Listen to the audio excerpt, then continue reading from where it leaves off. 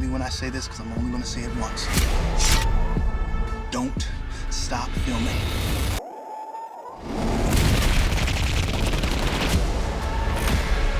If you just give up now. Why are we the only people in this country that are expected to do things without violence? I didn't mean to kill your son! What you did. I did what I was trying to do! I just want justice. That's all I want. I'm Shawn Whitsell, and I'm here with actor, writer, director of American Skin, Nate Parker, along with his beautiful co-star, Milauna Jackson. Thank you all for being here. Welcome. I really appreciate your time today. Thank you. It's my pleasure. So let me say, this film is extremely impactful. I was just saying how much it touched me and just how emotional it was for me. Like within the first 2 minutes and 38 seconds, I had to turn it off for a second and take a breather. And that's just kind of a testament to how honest and how real it is. And so I just want to talk about the process of making this film. Nate, I know you have a story about your 13-year-old nephew. So can you tell us what inspired the film and how it came to be? Yeah, of course. It has a special meaning to me because, as you know, in our community, we operate from the standpoint of the village, and it's the way all of us, so many of us, were raised. I was raised not only by my mother but also by my uncles, my aunts. At different times, I lived with different people. My grandmother, and when you're in this type of situation and you see someone in need, you raise your hand. People did it for me, and so when my sister needed help with my nephew, who was 13 and his father was away, who had been locked up, I raised my hand. I said, well, look, let me see what I can do to put him in a better position, put him in a better school environment.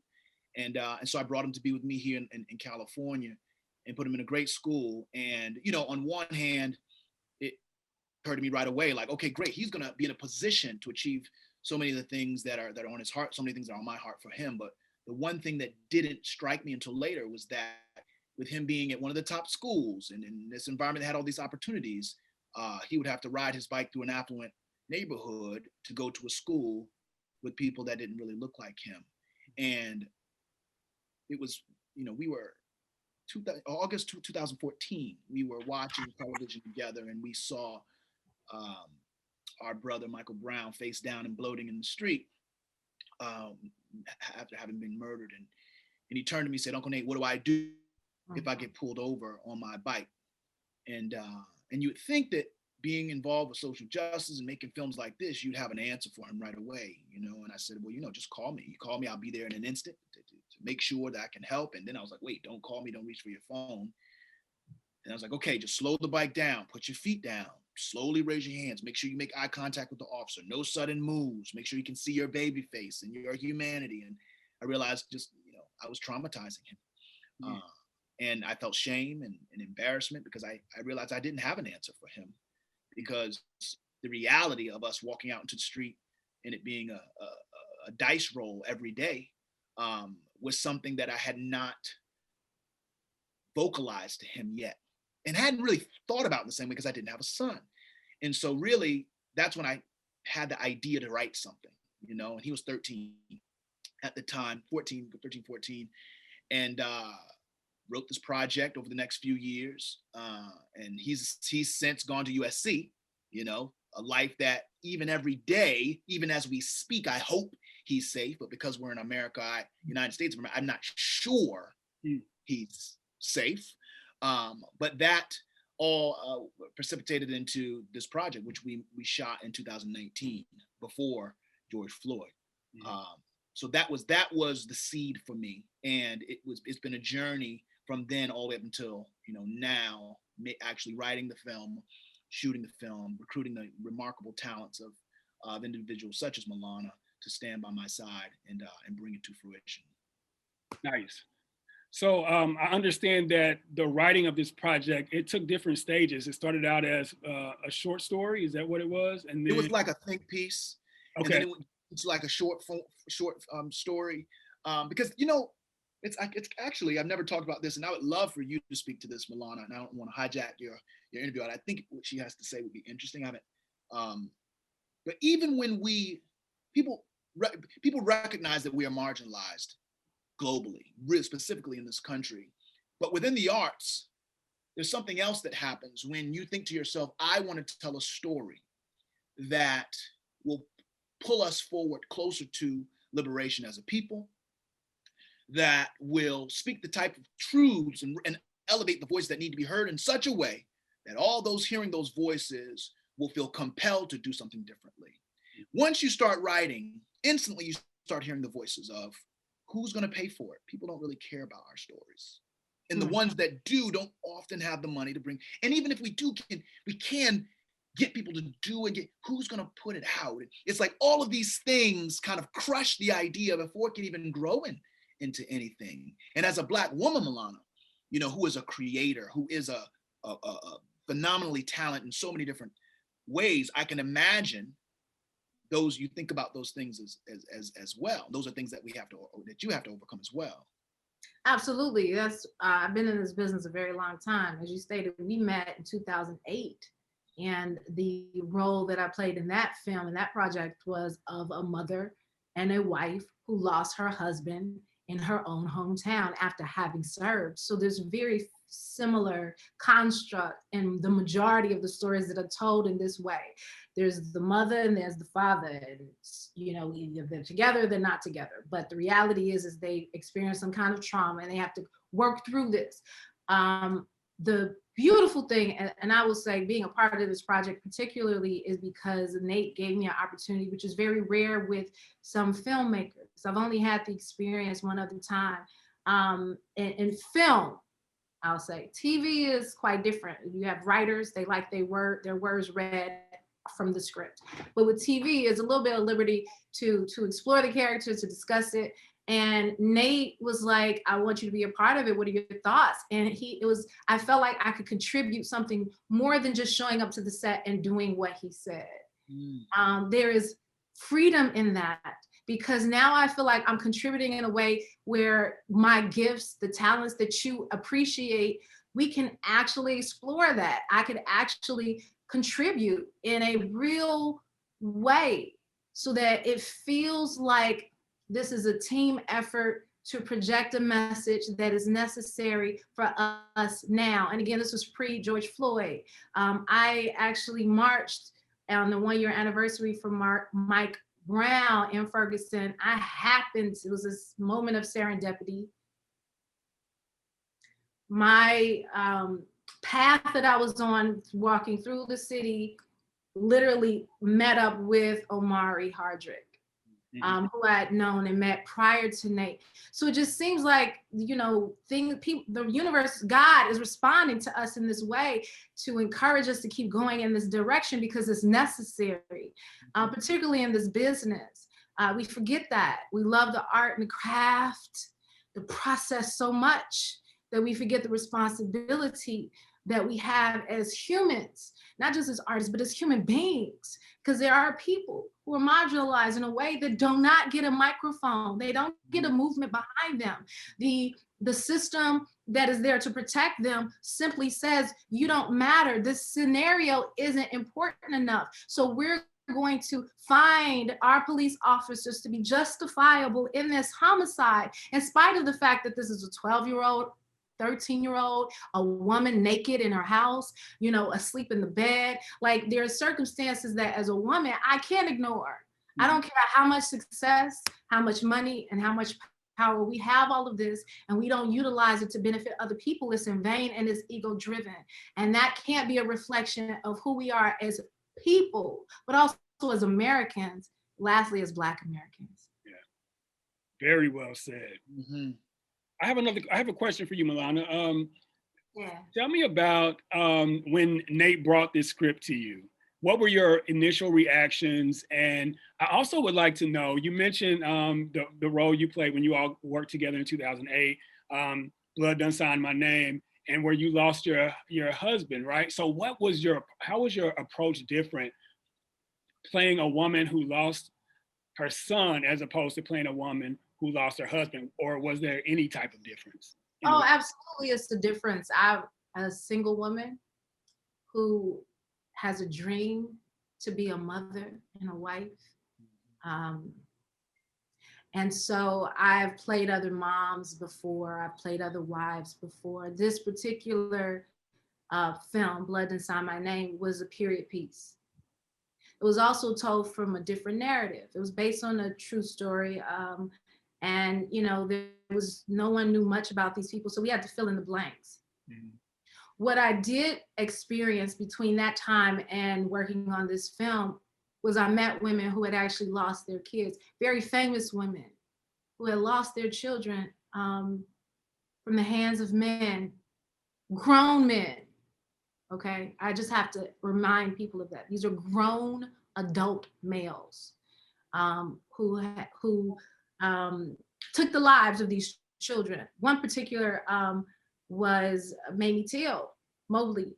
And I saw something in her that I had never seen in a mother before. And that was like a vacancy. It was a void. She was fighting for justice for years and died never seeing it. That's got to be hard for you to digest as a human being. I don't care where you are in this world. If you have lost your child to anything, to coronavirus, to, you know, cancer, to HIV, to just violence in the streets. It's different when it's the police. And so I had to kind of pull something from these women. Tamar Rice stood out really hard in my heart. And I studied that case and I reviewed it. And I looked at it from a per view perspective, seeing this kid in the park playing with a toy gun and feeling like even from that perspective, he's deemed as a threat. This is intentional. We cannot forget that.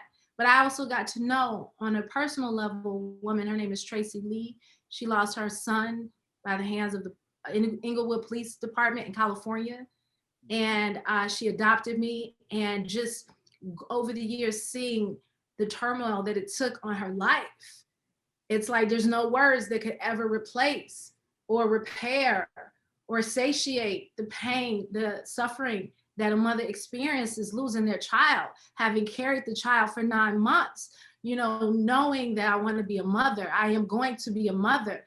The idea that the people that I would actually call on in times of need could potentially take my child's life, and there's nothing that I could do. You're telling me there's no system that could protect me. There's no system that I could then seek any form of retribution. That's difficult to digest.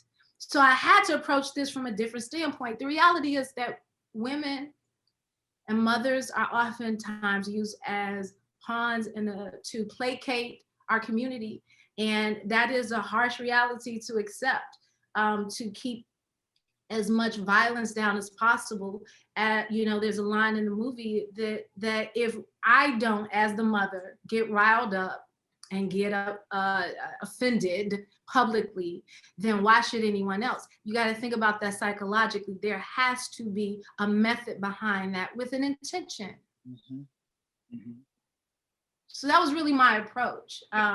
Mental health is really important. And what I do appreciate about this film is you can kind of see the derailing of the mental stability of people that are affected by this, not just the parents, but in the community and families. Omari Harger's character and the journalist, Shane, a lot of people involved. Yes, psychologically, what happens is traumatic, but the aftermath is what really is going to have a long-lasting impact, because that is what affects us as a country, is the aftermath.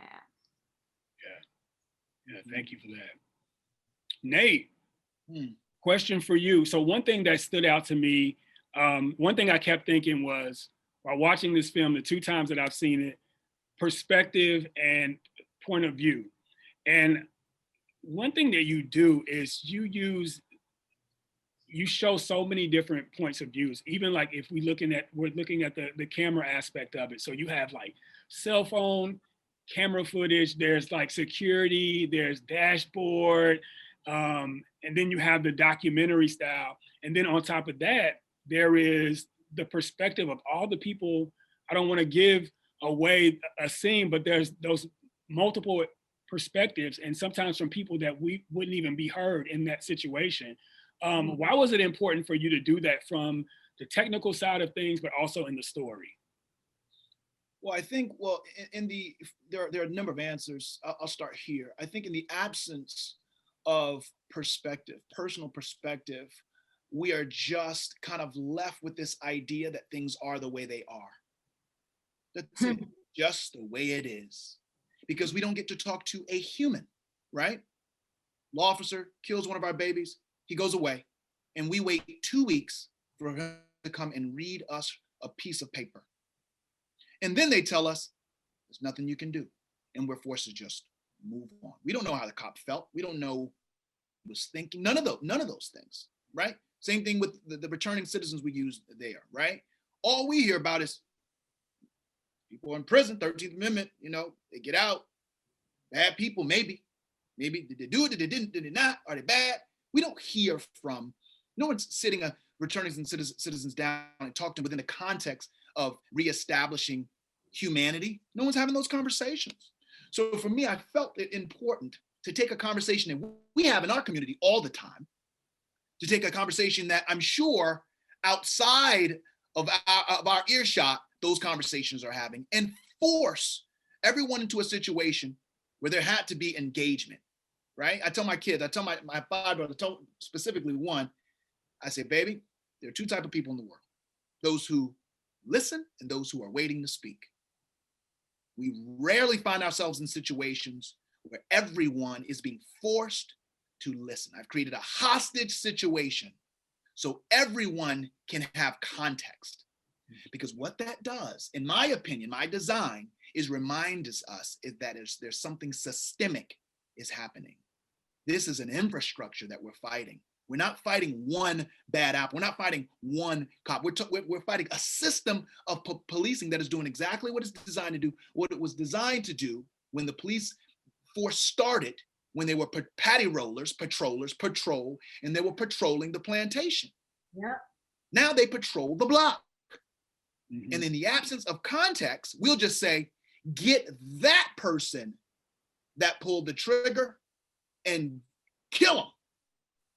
Take him away, put him under the jail. But what happens when he's taken out of the equation? The next recruit, the next person that comes up from the academy steps right in his shoes and under the same duress does the exact same thing. So if we are to really critique the methodology of policing in this country, then we have to understand the contributions of the system of it itself. So it was by design that everyone being in the room just wasn't to apologize for anyone. It wasn't to dullen the blade for any person. It was to say, with context, we may be able to approach this issue a little differently than we have before, and therefore have a different outcome when in real life we apply ourselves to creating the type of change we really want to see. How are you and Link related? We're brothers. Not blood brothers. Well, blood brothers. It's not biological, is how I put it. How'd you meet? Overseas, same squad, same fire team. Old Link and I actually grew up near each other. Just never met. That's something else. But same old story. Came up hard, wasn't no kind of student. You mess up enough times, it's only a matter of time before you get locked up. How old are you? I'm 21. When I was a little bit younger than you, I went into the Marines. You served in the Middle East together. We did. Can you elaborate? Nah. So in the story, it's the character of Jordan, right? And he is he's there for a reason. And he represents the youth or the younger generation, right? I've heard you say that we would look at you and consider you to be the lead of the film, but you put an emphasis on the Jordan character. So tell me why you think it was important to have that character represented in the film, and connect that to the work you do with the Nate Parker Foundation. For sure. Well, I've said it a million times. I'll say it again. The future, our liberation is in the hands of young people. It's always been that way. And as young as I feel, I'm 41. I'm not young. Milauna's young. I'm not young. I'm 41, and I think I'm young, and I can hang, but guess what? When it really comes down to it, the youth that we see and engage with every day have the technology that we didn't have, that our parents didn't have. They have the reach that we didn't have. They can send a message around the world in an instant. So what happens if we kind of stop this approach of demonizing them or disparaging them as lazy, and encouraging them in the God-given not only talents and abilities, but generational moment that they find themselves in?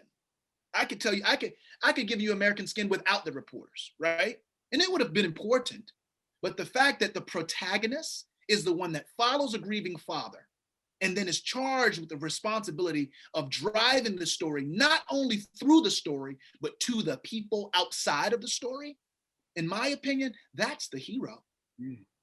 Because it's decisions he's making that controls the dissemination of that information to the people that need it the most, the people outside of that room. And we know what happens when the people outside of that room come into contact with the people that look like me. Yeah. Because they didn't have the growth that we've had. Mm-hmm. And it always happens that way. Even this conversation, there's so much healing and growth in this conversation, but guess what? There's so many people that aren't going to see it, right? All of these interviews, the job of you as a journalist, the desperation in a journalist is to get the information to the people. Yep. Get it to the people. I'm just a guy. I'm just making art, but it's your job to say, I want to talk to Nate because my audience needs to hear from him, because there may be a 13-year-old that is somewhere down the line is going to become Bell Hooks, Arjun Lord, Malcolm, and have way better tools, right? If Harriet had Facebook, right? Come on, y'all. It's a different time. So it was very intentional to position young people as the leaders as we walk through this narrative, as the leaders when the narrative ended, and as the leaders that we talk about today. They got it. And if we're smart, we'll just take the tools we have, still do our job, but also hand those tools all over to them so they can use the wrecking ball of technology, also with the wisdom that we've been able to gain from our elders and ancestors, so that they can be effective, in bringing about our liberation. It's real talk. I know where time is winding down. I want to ask one more question. Well, two more questions. One is brief. So when I was watching the film, I noticed something, and I put Milauna on the spot. I asked her if she recognized something, if she noticed something. Nate, I'm putting you on the spot. Do you notice anything that stands out to you right now? Oh, weird question. It's rapid fire. It's a weird question, but I'm going to go ahead and tell you in the interest of time. Okay. When I was watching the film, I was looking at the character of KJ, and I was like, "Oh, he has on my shirt." Oh, God. I wore the shirt for y'all today. Wow, you just blew me away. That's it. You did. That is the shirt. Yes. I'm going to give you something, and this is special. Okay. To anyone who is only watching your show, because I'm not saying this. There's another time in the film that KJ has on a shirt that is so intentional that when people catch on, it's going to be a hammer to the head. Oh, wow. You've watched it twice, watch it again. I'm going to watch it again. Look for the shirt. Look for what it looks like and what it represents. Okay. All right. And it's so crazy that I didn't see that shirt. Shame on me. Because for me, again, it represents clear consciousness. Yeah. Clear consciousness, clouds, meditation, clear consciousness. Yeah. This is a young man that did everything right within his rights. When I talk about young people, I'm talking about KJ. Yeah. And the way he went out is the way young people continue to go out. Like Trayvon could have solved cancer. We don't know. He could have literally come up with the cure for cancer. Yeah. We could be set back 100 years from that brother being gone. Yeah. So KJ wearing that shirt, even when working with Tiffany Stanton on the costuming, it was that shirt represents clear consciousness. He didn't bring our baggage, but our baggage would have saved him. That's the irony. Wow. Our baggage is the thing that holds us down. Yes, sir. Yes, sir. Yes, sir. Yes, sir. Right? Yeah. His clear consciousness is the thing that makes him free and more effective, but it's the very thing that got him struck down. Wow. But thank you for that. I love that. I love that. I'm going to go and watch the movie again so I can catch that other shirt, and then I'm going to tweet y'all. So to let y'all know that I found it. But yeah, don't say what it is. Just say, I found the other shirt that has the meaning that we talked about. Because it'll inspire other people. There are so many hidden gems in this film that even Milauna doesn't know. I mean hidden. I mean like one frame. If you're paying attention, you'll see it. It's in there. Well, I don't play when it comes to this thing. I've been looking for stuff because I heard you're the guy, you're really intentional about set design and decoration. So I saw some an American flag in the back, and I was like, okay, yeah. So now I have to watch with that in mind. Literally watch it on slow motion and take out a notebook. You will see things that 20 years from now I might get in trouble for. But it's all truth. Truth, 24 frames a second. Okay. All right. I'm on it. So last question before I let you all go, because I know you have other things to do. I would like to hear from both of you all, what do you want audiences to take away from this very important film? I'm going to give this to you, Milauna. And I'd like us, if possible, to go out on your answer. Okay. I know we're short on time, but I don't want to rush you. I know you have to say something important. Yeah, the most effective way that I could say this is that the conversation cannot stop. Conversation leads to action, action leads to change, real change. And not just change in a system that we want to invest in and hope for change, but within ourselves, the way that we communicate with each other, Black people particularly, about something that we're all impacted by. I feel like there's a lot of dialogue that needs to happen about how to handle this kind of thing, because it's still happening. If this was shot before George Floyd, but yet it's still happening. So we began to continue seeing this as something that we have to be very proactive about. We cannot allow anyone that has been elected into the office off the hook. Everybody needs to be held accountable. I'm gonna say that again. Everyone needs to be held accountable. If you show up to work and you do not do your job proficiently, you are held accountable. No one is exempt at all. That is the thing about being an American, is that no one is exempt. And this has to apply across the board for every soul. So if you're seeing this film and you either like what you see or you don't like what you see, then be proactive about it. Do something. Get angry. That's how change happens. We asked for freedom. They didn't give it to us. We had to fight for it. That doesn't stop. No revolution is ever won by begging and pleading for your life and your freedom. You got to fight. However means, by fist or by brain. Right. The fight has to happen. I think that is an amazing note to end on. Thank you both very much for your time. Thank you for the creativity and the energy you put into this project. It's a super important film, and I'm glad it's getting the attention that it's getting. And I wish you all nothing but the best. And I'll see y'all when y'all make the next movie. Right. I appreciate you, brother. All right. Thank you all very much. Y'all have a good one. Thank you. You too. All right. God bless you. God bless you. Always. God bless. Bye.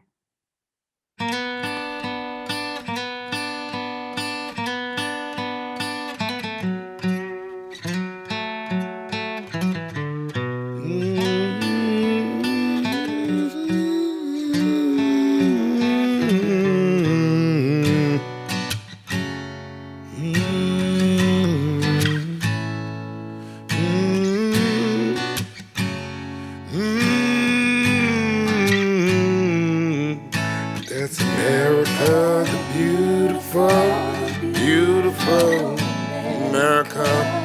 America, the beautiful, beautiful America. America, the beautiful, beautiful America. America, the beautiful America. Soldier in from Iraq, he's got a wife and a child that didn't welcome him back. Searching the ground where daddy at, he's got a prosthetic limb and dealing with that. Post-traumatic syndrome from a soldier, telling me it's such a setback.